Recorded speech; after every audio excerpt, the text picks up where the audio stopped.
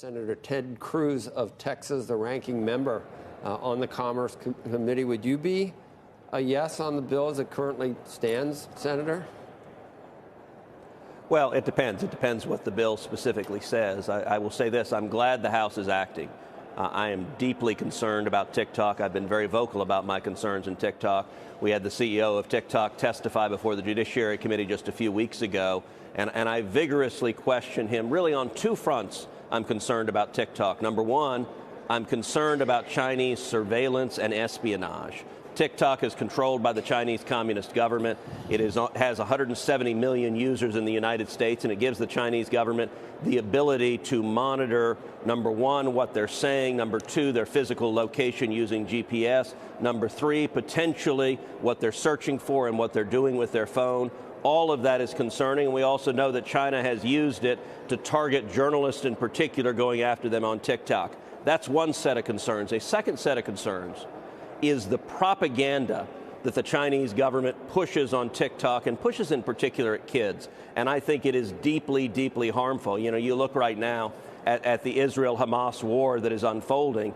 Every age cohort of Americans, when asked, who's in the right, who do you side with? Overwhelmingly, Americans side with Israel, except for one age cohort, and that is 18 to 29. And we see TikTok in particular pushing pro-Hamas propaganda. I think it is deliberate. I think that is designed by the Chinese government. And so I'm glad the House is acting to address what I think are very serious risks.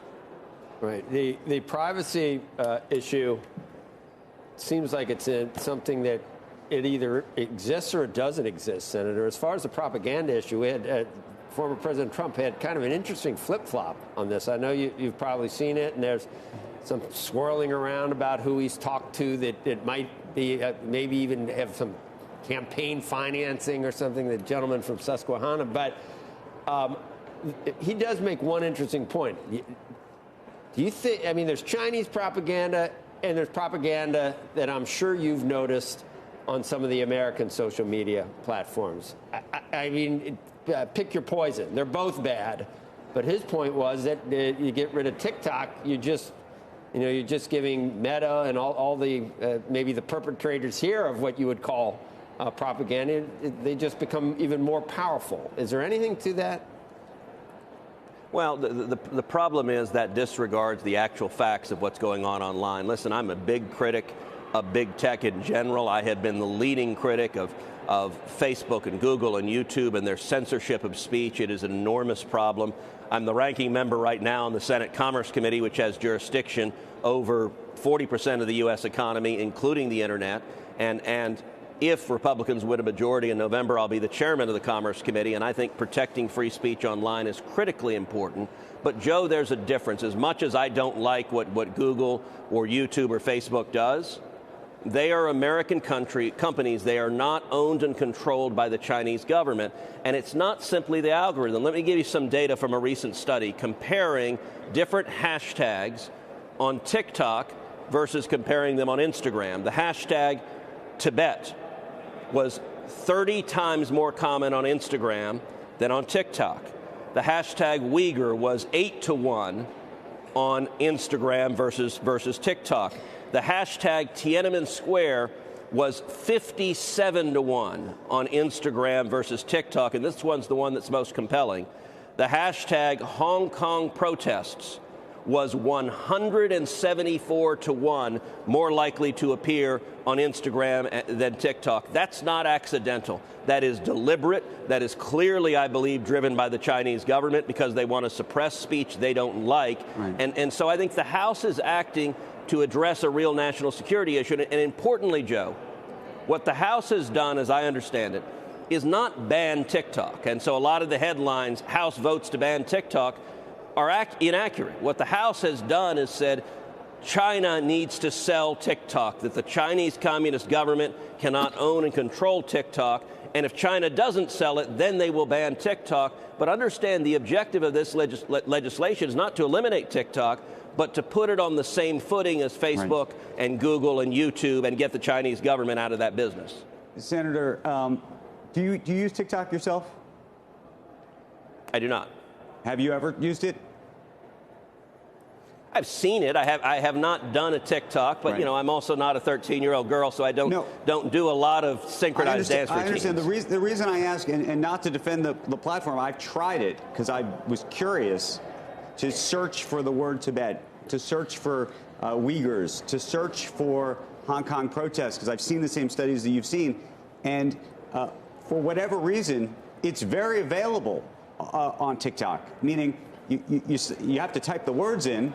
I mean, that's the only way I found it. It wasn't served directly to me. But to the extent that we believe that the Chinese government is somehow running TikTok, you would think it would be harder to find the stuff. You put the words in, and you can go on a tear. I mean, you can go down a rabbit hole on these issues with some of the most provocative content you could imagine, things that I imagine you might agree with in terms of being very critical of the Chinese government, in fact.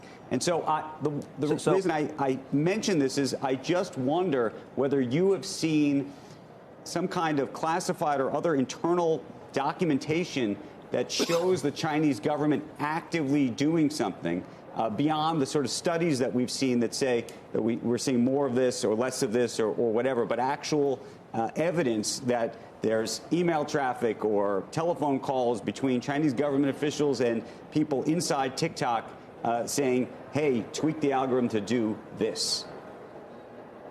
So what I would say is that you're asking the wrong question there.